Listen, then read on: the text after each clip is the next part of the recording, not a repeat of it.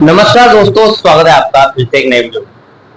दोस्तों, सभी dot of the pensioners ने दिल्ली हाईकोर्ट के फैसले के खिलाफ और साथ में अपनी पेंशन रिवाइज करने के लिए जल्दी से जल्दी सुप्रीम कोर्ट में स्पेशल लीव पिटीशन दायर करा दी।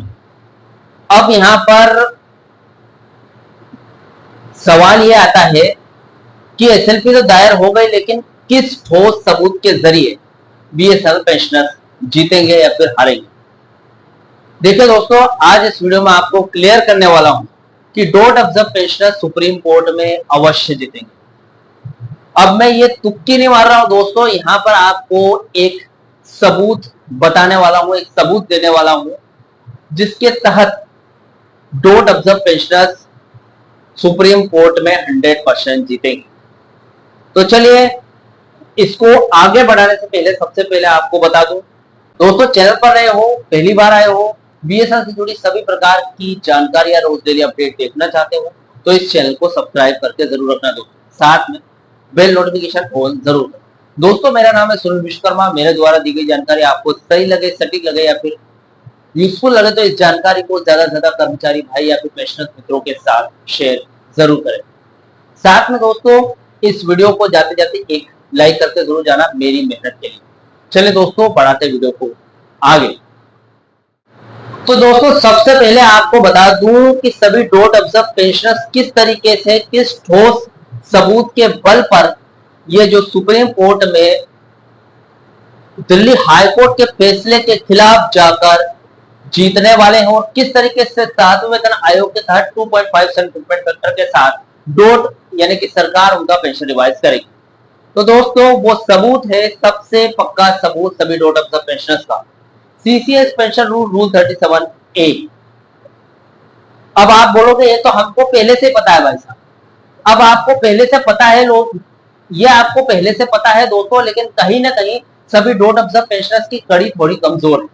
वो इस बात को लेकर कि रूल 37A कहां तक हमारा साथ दे सकता है, यानी कि रूल 37A कितना ठोस है, आज इस वीडियो में आपको बताऊंगा। देखिए, रूल 37A का मतलब क्या है। डॉट, सभी डॉट ऑफ द पेंशनरों की पेंशन की जिम्मेदारी रूल 37A पर है, ठीक है। यानी कि डॉट ने यह स्पष्ट कहा है कि रूल 37A के मुताबिक हमेशा आपकी पेंशन सुरक्षित रहेगी। अब सुरक्षित का मतलब क्या है दोस्तों? सुरक्षित का मतलब दोस्तों केवल ये नहीं होता कि सिर्फ आपको नियमित तौर पर पेंशन दी जाए हर महीने या फिर हर साल।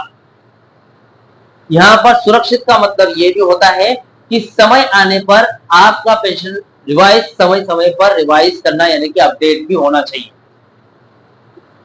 अपडेट नहीं हुआ है, इसका मतलब यह है कहीं ना कहीं आपकी जो पेंशन है वो असुरक्षित मानी जाएगी नियमों के तहत। तो आपकी पेंशन अगर असुरक्षित है तो इसका मतलब यह है कि डॉट को उसको सुरक्षा प्रदान करनी होगी। आने वाले समय में 2.5% फिटमेंट फैक्टर 7वें वेतन आयोग 2016 या फिर 2017 के हिसाब से उनकी पेंशन रिवाइज करनी ही होगी, जो भी उनकी कट ऑफ डेट रहेगी उसके हिसाब से। और अगर यहां पर बीएसएनएल 10 साल का एरियर नहीं देती है तो 10 साल का एरियर भी डॉट को देना चाहिए सुरक्षा के नियमों के हिसाब से, क्योंकि 10 साल का एरियर वो भी उनकी पेंशन का अधिकार है सभी पेंशनर्स का, जो कि असुरक्षित था इतने टाइम से। अब दोस्तों, यहां पर इसके आगे की खबर हम पूरा अपडेट देते हैं किस तरीके से pensioners rule 37A supreme court में पक्का सबूत साबित होने वाला है दोस्तों। देखिए दोस्तों, डॉट और बीएसएनएल एमटीएनएल के पेंशन भोगियों का थर्ड पे रिवीजन कमेटी यानी कि थर्ड पीआरसी के तहत 1/1/2017 से पेंशन रिवीजन का मामला सुप्रीम कोर्ट तक पहुंच चुका है।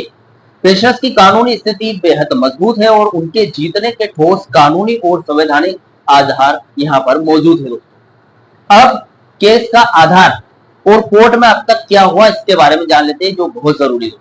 सेंट्रल एडमिनिस्ट्रेटिव ट्रिब्यूनल यानी कि केट की प्रिंसिपल बेंच नई दिल्ली और फिर दिल्ली हाई कोर्ट ने पेंशन भोगियों के पक्ष में फैसला सुनाते हुए सरकार और बीएसएनएल डॉट को निर्देश दिया था कि पेंशनर्स का पेंशन डिवीजन पीआरसी के तहत बिना बीएसएनएल के वित्तीय स्थिति अफोर्डेबिलिटी क्लॉज से जोड़े किया जाए। यानी कि यहाँ पर स्पष्ट है कि अफोर्डेबिलिटी क्लोज से कहीं तक भी BSNL dot of the pensioners का यहाँ पर संबंध नहीं है। लेकिन जब तक वेतन समझौता नहीं होगा तब तक थर्ड पेंशन रिवीजन भी नहीं होगा। अब सरकार और डोट इसके खिलाफ सुप्रीम कोर्ट पहुंचे। वर्तमान स्थिति में सुप्रीम कोर्ट ने दिल्ली हाईकोर्ट के आदेश पर अंतरिम स्टे यानी कि इंटरिम स्टे दिया हुआ है और खुद याचिका पर सुनवाई पेंडिंग रखी गई है और मुख्य याचिका पर सुनवाई को पेंडिंग रखा हुआ है। कहीं ना कहीं पेंडिंग है क्योंकि सभी यहाँ पर पेंडिंग इसलिए है दोस्तों कि जो डोट ऑफ द पेंशनर्स है उनको कोर्ट केस जीतने के लिए, कोर्ट केस लड़ने के लिए फंडिंग की जरूरत है और सभी फंडिंग इकट्ठा कर रहे हैं। अब दोस्तों पेंशनर्स की जीत का सबसे पक्का सबूत जो रूल 37 है उसके बारे में जान लेते हैं क्योंकि ये किस तरीके से पक्का सबूत होने वाला है। देखिए, डोट पेंशनरों का सबसे मजबूत और जो सबसे पक्का प्रमाण CCS pension rule 37A 1972 rule 37A है। पेंशन की वैधानिक जिम्मेदारी आती है यहाँ पर रूल 37A 21 और 22 के तहत स्पष्ट लिखा हुआ है कि डोट बीएसएनएल में समाज यानी कि एब्जॉर्ब हुए कर्मचारियों की पेंशन का पूरा भुगतान भारत सरकार गवर्नमेंट ऑफ इंडिया करेगी। अब नियम के हिसाब से स्पष्ट है तो डोट क्यों बार बार अफोर्डेबिलिटी क्लोज का रोना रोता है। अब दोस्तों यहाँ पर बीएसएनएल के घाटे का कोई भी संबंध नहीं है यहाँ पर डोट ऑफ द पेंशनर्स से।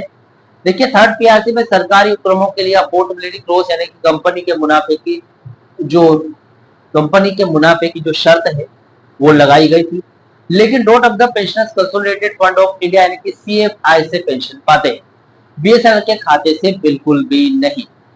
इसलिए बीएसएनएल का घाटा पेंशन भोगियों के अधिकारों को नहीं रोक सकता। ठीक है, स्पष्ट है। अब संवैधानिक संरक्षण भी है। आर्टिकल 300A का भी संवैधानिक संरक्षण मिला हुआ है। भारत के संविधान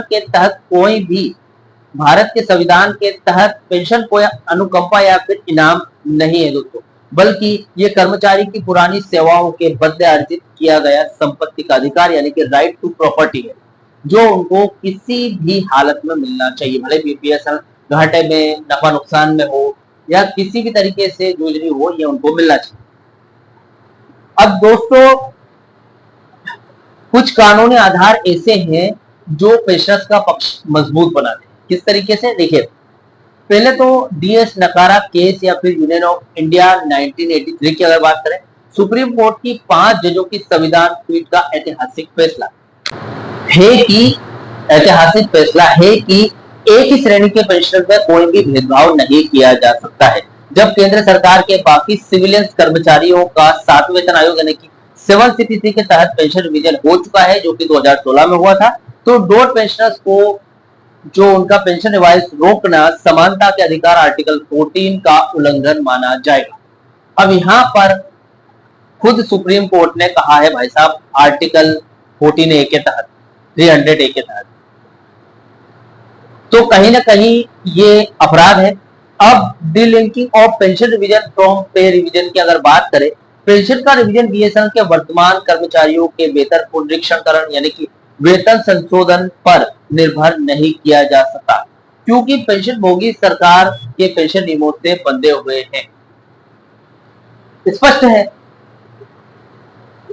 अब दोस्तों देखिए, रूल 37 एक पक्का सबूत है, ये तो हमने मान लिया, लेकिन रूल 37A किस तरीके से सुप्रीम कोर्ट में जीत दिलाएगा, यानी कि सुप्रीम कोर्ट में सभी डोट ऑफ द पेंशनरों की जीत की कितनी संभावना है वो देखते हैं। देखिए दोस्तों, कानूनी मिसालों, रूल 37A के स्पष्ट प्रावधानों और केट व हाईकोर्ट के पूर्व फैसलों को देखते हुए पेंशन भोगियों का पलड़ा बेहद भारी है दोस्तों। अब सुप्रीम कोर्ट में मुख्य बहस इसी बात पर केंद्रित है कि डोट अपनी वैधानिक गारंटी रूल 37A से पीछे नहीं हट सकता। यदि सुप्रीम कोर्ट कानून की कई सीमाओं यानी कि जो लिमिट्स है और पूर्व के संविधान पीठ के फैसलों का पालन करता है तो डोट पेंशन भोगियों के हक में फैसला आने की प्रबल संभावना है। यानी कि जो डोट पेंशनर्स है, अगर सरकार ये मानता है कि रूल 37A से डोट ऑफ द पेंशनर्स की सुरक्षा की गारंटी है तो सरकार को ये मानना पड़ेगा कि उनकी पेंशन रिवाइज करने की जिम्मेदारी की सरकार की। फिलहाल दोस्तों, आपको क्या लगता है, अपनी ओपिनियन कमेंट बॉक्स में बताइए कि रूल 37A क्या आपको सुप्रीम कोर्ट में जीत दिलाएगा या फिर नहीं। जो मैंने कहा आपको, मेरी जानकारी के अनुसार जो जानकारी निकल कर आई है अपडेट कि रूल 37A आपके लिए क्या महत्व रखता है, उसके हिसाब से क्या रूल 37A से आपको जीत मिलेगी। कमेंट बॉक्स में अपने ओपिनियन जरूर बताइए। फिलहाल इस वीडियो से जुड़ा हुआ जो भी आपका डाउट या क्वेश्चन वगैरह हो तो मुझे कमेंट बॉक्स में कमेंट कर सकते हैं। वीडियो अच्छा लगा तो वीडियो को लाइक कमेंट जरूर करें। मिलते हैं दोस्तों नेक्स्ट वीडियो में। सी यू सून।